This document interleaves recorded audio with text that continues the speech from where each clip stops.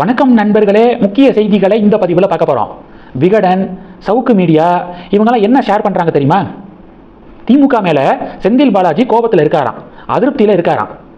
ஏன்னா TVK government வந்ததுக்கப்புறம் செந்தில் பாலாஜி தொடர்புடைய இடங்களில் ரைடு இதெல்லாம் லஞ்ச ஒழிப்புத்துறையினர் நடத்தினாங்க. அப்போது டிஎம்கே கிட்ட இருந்து ஒரு ஸ்ட்ராங்கான ஒரு எதிர்ப்பு வரலை. ஸ்டாலின், உதயநிதி ஸ்டாலின் இருந்து ஒரு ஸ்ட்ராங்கான ஒரு கண்டனமோ எதிர்ப்போ வரலை.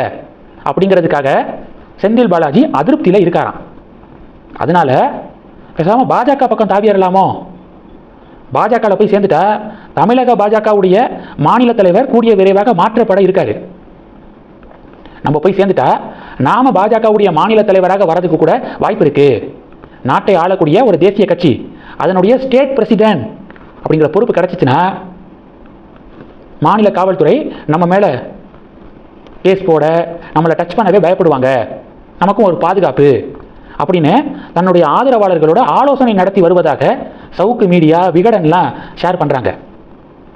இப்போ இதற்கு பாஜக தொண்டர்கள் அண்ணாமலையுடைய இயக்கத்தில் இருக்கிறவங்க, அண்ணாமலை இயக்கத்தில் இருக்கிறவங்களில் 90% பேர் முன்னாள் பாஜக தொண்டர்கள் தமிழக பாஜகவில் இருந்து விலகி அண்ணாமலை இயக்கத்தில் சேர்ந்திருக்காங்க. இப்போ அவங்களாம் என்ன சொல்கிறாங்க? எக்காரணம் கொண்டும் பாஜக மேலிடம் திமுகவோட கூட்டணி வைக்கிறது, செந்தில் பாலாஜியை பிஜேபிக்குள்ளே கொண்டு வரது, இந்த பிளண்டர் மிஸ்டேக்கை அவங்க எக்காரணம் கொண்டு பண்ணிடக்கூடாது. ஹிந்து மதத்துடைய ஆன்மீக நம்பிக்கைகளை தொடர்ந்து காயப்படுத்தக்கூடிய திமுக செந்தில் பாலாஜி மேலே எவ்வளவு ஊழல் வழக்குகள் இருக்கு. ஸோ இவர்களோட பாஜக கை கோர்க்கவே கூடாது. டெஃபினட்டாக அப்படிப்பட்ட தவறான முடிவை எடுக்க மாட்டாங்க பாஜக மேலிடம், மோடிஜி, அமித்ஷா அப்படிங்கிற நம்பிக்கை எங்களுக்கு இருக்கு. சவுக்கு சங்கர் பேசுகிறதெல்லாம் பெருசாக எடுத்துக்க வேண்டாம் அப்படின்னு பதிவுகள் போடுறாங்க. இது ஒன்று. ரெண்டாவது என்ன பார்க்க போகிறோம் அப்படின்னா, வர ஆகஸ்ட் 19ஆம் தேதி 20ஆம் தேதி சென்னை கோவளத்தில் தென் மண்டல மாநாடு நடக்குது.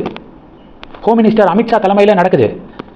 தென் மண்டல மாநிலத்துடைய முதல்வர்கள், ஐஏஎஸ் ஆஃபீஸர்ஸு இந்த மீட்டிங்கில் டெஃபினட்டாக கலந்துக்குவாங்க.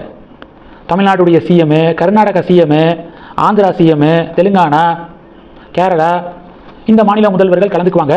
அமித்ஷா அவர்கள் தலைமையில் மீட்டிங்கு நடக்குது. தேதி எப்போ? வர 19ஆம் தேதி 20ஆம் தேதி சென்னை கோவளத்தில். இது ரெண்டு. மூணாவது என்ன பார்க்க போகிறோம்? மூணாவது, சொத்து வரி கட்டுறதுக்காக கார்பரேஷனுக்கு, சென்னை கார்பரேஷனுக்கு போயிருக்காங்க பொதுமக்கள். பில்லை பார்த்தா பயங்கரமாக கூடியிருக்கு.